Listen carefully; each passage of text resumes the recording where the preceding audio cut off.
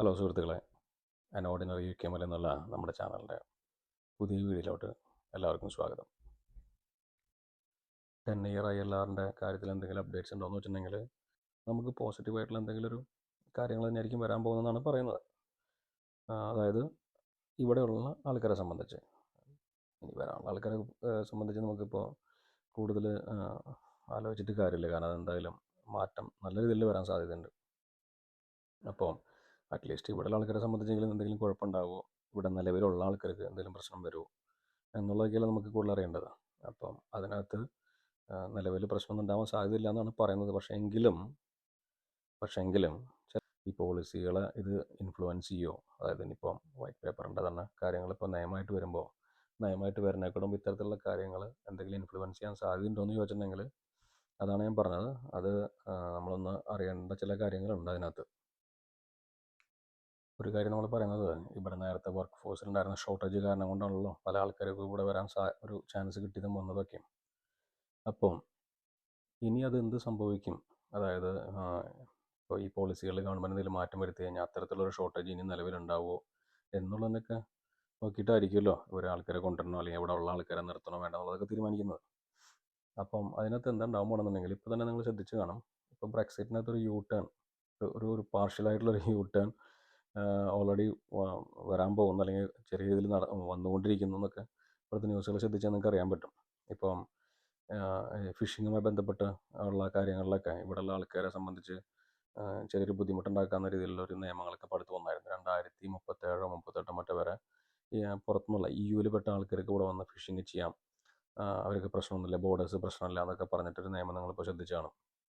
അപ്പോൾ കാരണം വെച്ചിട്ടുണ്ടെങ്കിൽ ഈ അടുത്ത കാലത്ത് 1-2 ആഴ്ച കഷ്ടിയായിട്ടുള്ളൂ ഇപ്പം ഈ ബ്രസൽസിൽ നമ്മുടെ ബ്രെക്സിറ്റ് കഴിഞ്ഞതിന് ശേഷം ഈ ബ്രെക്സിറ്റിനകത്തോട്ടൊരു യൂ ടേൺ ഇത് ചെയ്തുകൊണ്ടിരിക്കുകയാണ്. കാരണം വെച്ചാൽ ഇവിടുത്തെ ഇക്കോണമിനെ ബ്രെക്സിറ്റ് വളരെയധികം ബാഡ്ലി എഫക്റ്റ് ചെയ്തു. അപ്പം ഇത് കോമ്പൻസേറ്റ് ചെയ്യാൻ വേണ്ടി അവർക്ക് എന്ത് ചെയ്യാൻ പറ്റും എന്നുള്ളതിനെ കുറിച്ച് ഒരു ആലോചിച്ചുകൊണ്ടിരിക്കുമ്പോഴാണ് ഈ ഒരു എന്താ പറയുക, ഇതിനകത്തോട്ടൊരു യൂ ടേൺ എന്ന് പറഞ്ഞ പോലത്തെ ഇത്തരം ഡീലുകളും കാര്യങ്ങളും ഇവർ ചെയ്യാൻ പോകുന്നത്. അത് പല ഡീലുകളും ഇവർ ചെയ്തു.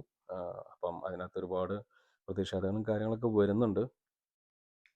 പക്ഷേ ഫലത്തിൽ ഇവർ പറയുന്നത് ആസ് എ വർക്കിംഗ് ക്ലാസ്, അതായത് നമ്മളൊക്കെ സംബന്ധിച്ച് ചിലപ്പോൾ ഒരു പക്ഷേ കുറച്ച് ബെറ്ററായിട്ടുള്ള ഒരു ഇക്കോണമി ആയിരിക്കും ഇനി വരാൻ പോകുന്നതെന്ന് വിചാരിക്കുന്നു. അപ്പം നമുക്കൊക്കെ ഈ പറഞ്ഞ പോലെ കുറേ നാളായിട്ട് നിങ്ങൾക്ക് അറിയാൻ പറ്റും, കോസ്റ്റ് ഓഫ് ലിവിംഗ് ഒക്കെ വളരെ കൂടുതലായിരുന്നു. അതുപോലെ നമ്മുടെ എനർജി ബില്ലൊക്കെ വളരെ കൂടുതലായിരുന്നു. അപ്പം അതിനകത്തൊക്കെ ചെറിയ മാറ്റങ്ങൾ ഇനി വരാൻ പോവുകയാണ് ഈ ഒരു ഡീലിൻ്റെയൊക്കെ ഭാഗമായിട്ട്. അപ്പം അതിനകത്ത് പ്രോസ് ആൻഡ് കോൺസ് ഉണ്ട്. എങ്കിലും പലരും പറയുന്നത് നമ്മൾ വിചാരിച്ച പോലത്തെ ഒരു ബെനിഫിറ്റ് ഒന്നും ഉണ്ടാവാൻ പോകുന്നില്ല. അത് കൂടുതലും ഈ EU-നകത്ത് പെട്ട ബാക്കിയുള്ള കൺട്രികൾക്കൊക്കെയാണ് കൂടുതൽ ഫേവറബിൾ ആവുന്നതെന്നാണ് പറയുന്നത്. UK സംബന്ധിച്ച് അത്രത്തോളം അത് നല്ല രീതിയിൽ വരുന്നുള്ളത് നമുക്ക് കണ്ടറിയേണ്ടി വരും.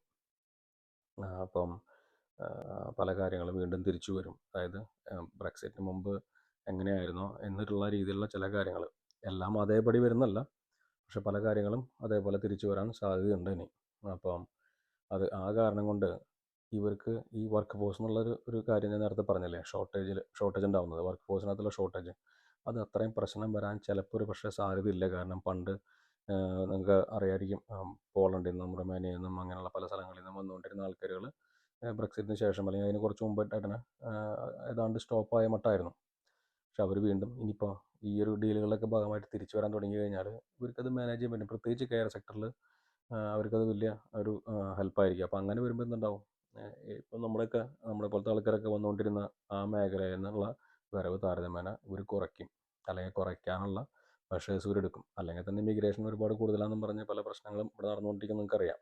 റീഫോം പാർട്ടിക്ക് ഇത്രത്തോളം ശക്തമായി വരുന്നതിൻ്റെ ഒരു കാരണം ഈ ഒരു പോളിസികളിലൊക്കെ ഒരു ഭാഗമായിട്ടായിരുന്നു. നമ്മൾ ശ്രദ്ധിച്ചു കഴിഞ്ഞാൽ അറിയാം.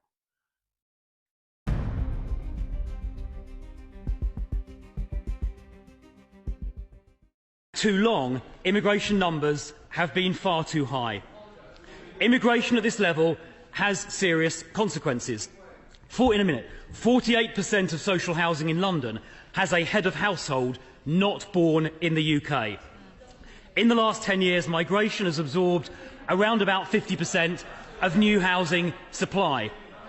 And some nationalities are exceptionally dependent on social housing. For example, 72% of Somalis live in social housing compared to only 16% of the population more generally. പിന്നെ ഒരു പല പോളിസികൾ ഇങ്ങനത്തെ എടുക്കുന്നത് ഇപ്പം നമ്മളെ അങ്ങനെ ടാർഗറ്റ് ചെയ്തിട്ടൊന്നുമല്ല.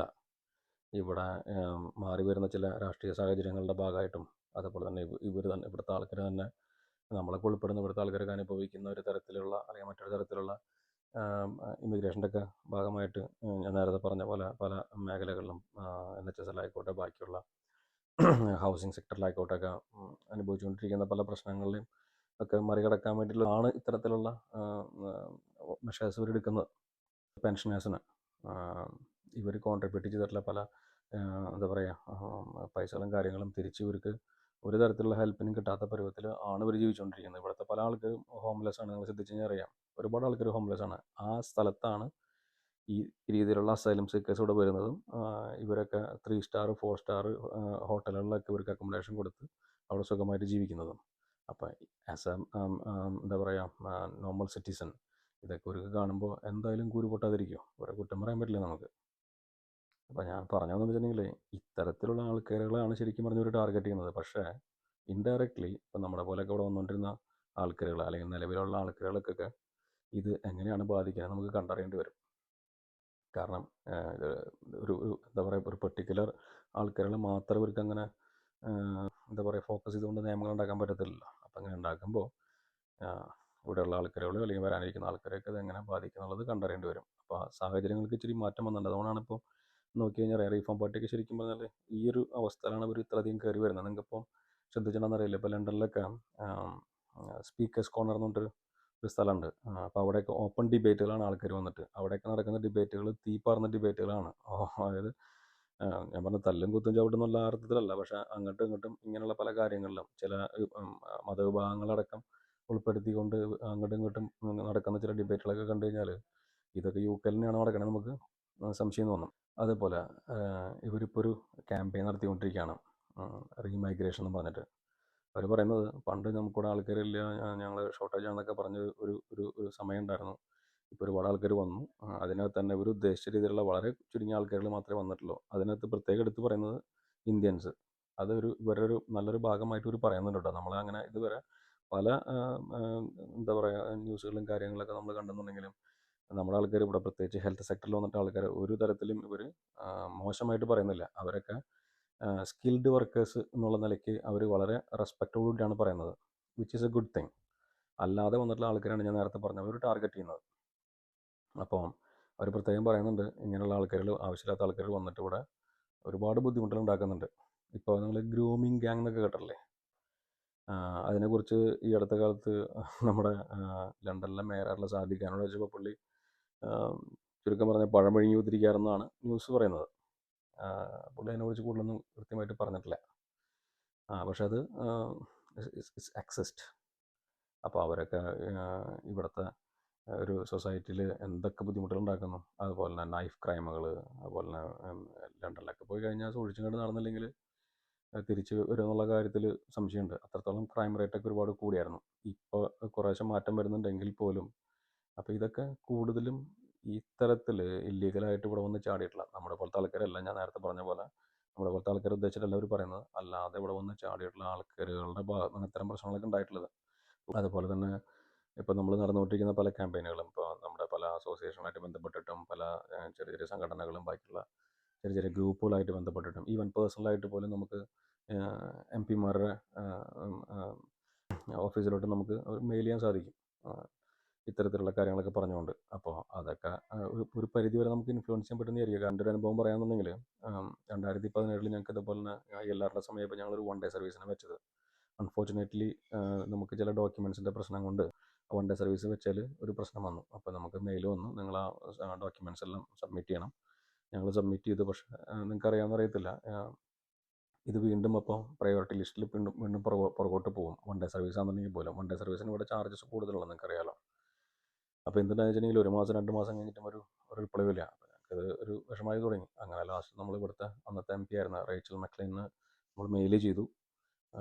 പുള്ളിക്കാരിയുടെ മെയിൽ അധികം ദിവസം കഴിഞ്ഞോടുമ്പോൾ നമുക്ക് തിരിച്ചു വന്ന് നമുക്ക് വേണ്ടത് ചെയ്യാമെന്നൊക്കെ പറഞ്ഞിട്ട്. അപ്പോൾ അതുപോലെ എനിക്ക് തോന്നുന്നു ഇവിടുത്തെ MP മാരെല്ലാം വളരെ സപ്പോർട്ടീവാണ്. നമ്മുടെ നാട്ടിലെ പോലത്തെ അത്രയും കോംപ്ലിക്കേഷൻസ് ഇല്ലയെന്ന് തോന്നുന്നു ഇവർക്ക് നമ്മളുമായിട്ട് ഒരു കമ്മ്യൂണിക്കേറ്റ് ചെയ്യാനായിട്ട്. അപ്പോൾ ഏത് പാർട്ടിയാണ് ഏത് കാര്യങ്ങളാണ് ഒന്നും പ്രശ്നമല്ല, മനസ്സിലായോ? അപ്പോൾ നിങ്ങളെക്കൊണ്ട് പറ്റുന്ന നിങ്ങൾ ചെയ്യുക, ഗ്രൂപ്പായിട്ടും ഇൻഡിവിജ്വലായിട്ടും ഒക്കെ ചെയ്യുക, അതൊക്കെ ഹെൽപ്പ് ചെയ്യും. അപ്പോൾ ഞാൻ പറഞ്ഞു വന്നത് അങ്ങനെ നിങ്ങൾ ചെയ്തതിൻ്റെ ഭാഗമായിട്ട് നമുക്ക് അവിടുന്ന് വളരെ കുറച്ച് ദിവസങ്ങൾക്ക് ശേഷം തന്നെ ഉള്ളിൽ തന്നെ പുള്ളിക്കാരുടെ മെയിൽ വന്ന് നമ്മൾ വേണ്ടത് നോക്കിയിട്ട് അന്വേഷിച്ചിട്ട് ചെയ്യാം, ഹോം ഓഫീസുമായിട്ട് ബന്ധപ്പെടാമെന്നൊക്കെ പറഞ്ഞിട്ട് നമ്മൾ നമ്മുടെ റെഫറൻസ് നമ്പറും കാര്യങ്ങളൊക്കെ കൊടുത്തായിരുന്നു. അപ്പം അത് പുള്ളിക്കാർ ചെയ്തിട്ടാണോ അല്ലെങ്കിൽ അതിൻ്റെ ഒരു യൂഷ്വൽ ടൈം എടുത്തിട്ടാണോ എന്ന് അറിയത്തില്ല. ഐ സ്റ്റിൽ ബിലീവ് പുള്ളിക്കാരി എന്തെങ്കിലും ഹോം ഓഫീസുമായിട്ട് ബന്ധപ്പെട്ട് കാണും. കാരണം അത്ര ദിവസം വരെ ഒരു അനക്കലാതിരുന്ന സംഭവം പിന്നെ അവിടെ നിന്ന് നിസ്സാര ദിവസങ്ങൾക്കുള്ളിൽ നമുക്ക് ILR ഓക്കെ എന്നും പറഞ്ഞിട്ടാണ് പിന്നെ റിപ്ലൈ വരുന്നത്, മനസ്സിലായോ? അപ്പോൾ ഇത്തരത്തിലുള്ള കാര്യങ്ങളൊക്കെ നിങ്ങളെ കൊണ്ട് ചെയ്യാൻ പറ്റുന്നത് ചെയ്യുക.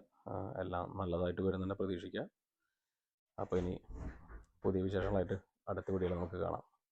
ഓക്കെ തന്നെ, സി യു.